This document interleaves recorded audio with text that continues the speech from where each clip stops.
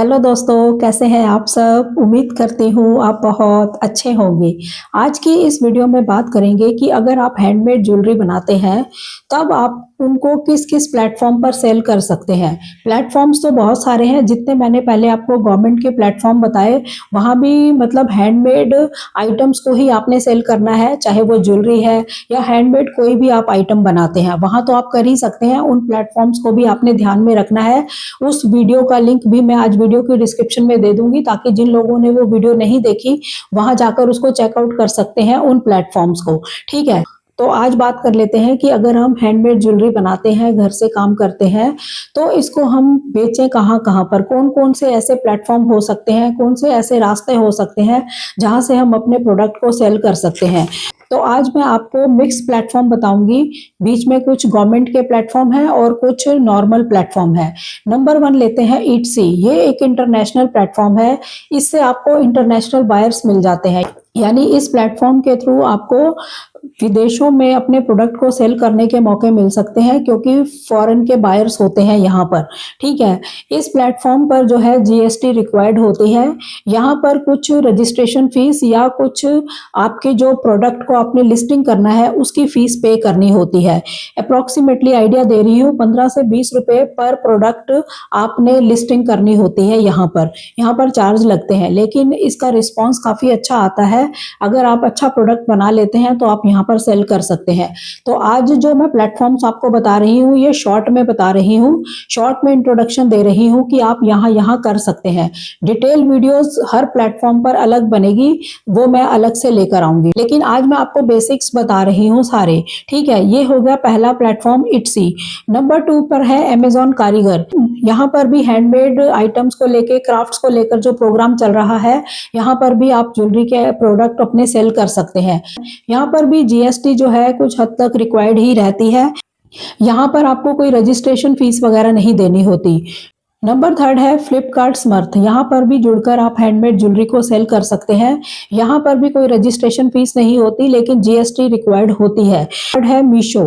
Meesho market place के ऊपर भी आपको काफी अच्छा चांस मिलता है अगर आप यहाँ जुड़कर काम करते हैं। मीशो भी कमीशन जो है 0 या बहुत कम कमीशन लेता है।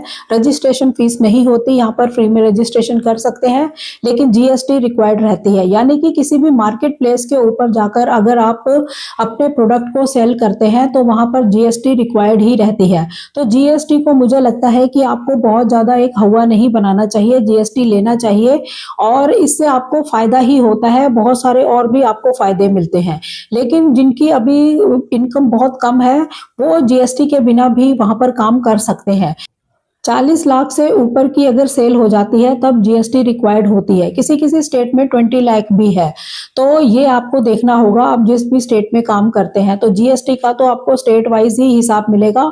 अगर आपको रिक्वायर्ड होगी तो जीएसटी जरूर लगेगी। ठीक है, नेक्स्ट है मेकर्स इंडिया। ये भी प्लेटफॉर्म काफी अच्छा है। यहाँ पर जो है जीएसटी रिक्वायर्ड नहीं है। ये एक बुटीक मार्केट प्लेस है, यानी कि अपने बुटीक्स को शो करने का बहुत ही अच्छा मौका देता है। ये बहुत ही बढ़िया प्लेटफॉर्म है। ये भी यहाँ पर हैंडमेड को ही फोकस किया गया है, तो हैंडमेड ज्वेलरी को आप यहाँ पर भी कर सकते हैं। इसमें कोई रजिस्ट्रेशन फीस नहीं होती, कोई लिस्टिंग के चार्जेस भी नहीं लगते। अपने प्रोडक्ट को आपने लिस्ट करना है तो कोई चार्ज नहीं लगेगा। तो अच्छा प्लेटफॉर्म है, इसको आप ट्राई कर सकते हैं। इसमें सिंपल आपने फॉर्म फिल करना है और अपना काम आप स्टार्ट कर सकते हैं। प्लेटफॉर्म का नाम है मेकर इंडिया। ठीक है, नेक्स्ट प्लेटफॉर्म है auth India. Indian handmade products के लिए ही ये भी प्लेटफॉर्म है। बहुत ही अच्छा मार्केट प्लेस है। यहाँ पर जो रजिस्ट्रेशन फीस है यहाँ पर 0 है, कोई कमीशन ये नहीं लेता। आप अपना प्राइस भी खुद ही यहाँ पर सेट करते हैं। जीएसटी यहाँ पर रिक्वायर्ड होती है इस प्लेटफॉर्म पर, लेकिन बाकी ये कोई चार्ज नहीं लेता। ये भी एक अच्छा है ऑथ इंडिया प्लेटफॉर्म, इसको भी आप ट्राई कर सकते हैं। नेक्स्ट प्लेटफॉर्म है indiahandmade.com, जो मैंने आपको पहले भी बताया था। यहाँ पर भी आप कर सकते हैं। यहाँ पर कोई कमीशन नहीं है, गवर्नमेंट का प्लेटफॉर्म है, और यहाँ पर जो है प्रोडक्ट को लिस्टिंग करने की 0 फीस है, यानी कि प्रोडक्ट लिस्ट करने की कोई चार्जेस आपके नहीं लगते, बस जीएसटी इसमें रिक्वायर्ड रहती है। प्लेटफॉर्म का नाम था indiahandmade.com। नंबर 8 पर आता है दिल्ली हाट या स्वदेशी मेला वगैरह लगते हैं, स्टेट लेवल के लगते हैं। इसको आप ट्राई कर सकते हैं। यहाँ पर अपना स्टॉल लेकर अपने प्रोडक्ट को आप सेल कर सकते हैं। नंबर 9 है सोशल मीडिया का इस्तेमाल आप कर सकते हैं। इंस्टाग्राम पर अपने बिजनेस को आप लेकर आ सकते हैं। जो भी ज्वेलरी के बिजनेस का आपका नेम है उसको लेकर आप इंस्टाग्राम पर आ सकते हैं। सेम वही नाम से आप वहां पर अपनी फोटोग्राफी कर सकते हैं। वहां से आपको डायरेक्ट ऑर्डर्स भी मिल सकते हैं। इसी तरह अपने बिजनेस को आप फेसबुक पर भी शो कर सकते हैं। उसी नाम से फेसबुक पेज बनाकर वहां पर फोटो वगैरह लगा सकते हैं। वहां से भी आपको डायरेक्ट ऑर्डर्स मिल सकते हैं। इसी तरह से आप व्हाट्सएप ग्रुप को इस्तेमाल कर सकते हैं। इसी तरह से आप यूट्यूब चैनल बनाकर अपने बिजनेस को वहां पर ला सकते हैं। लोगों को बता सकते हैं कि हम इस तरह की ज्वेलरी बनाते हैं, तो वहां से भी आपको चांस बनते हैं ऑर्डर्स मिलने के। ठीक है, यानी कि सोशल मीडिया जो है ये आपका खुद का एफर्ट से बना प्रोग्राम होता है। इसमें आप जितनी मेहनत करते हैं उतना आपको फायदा होता है।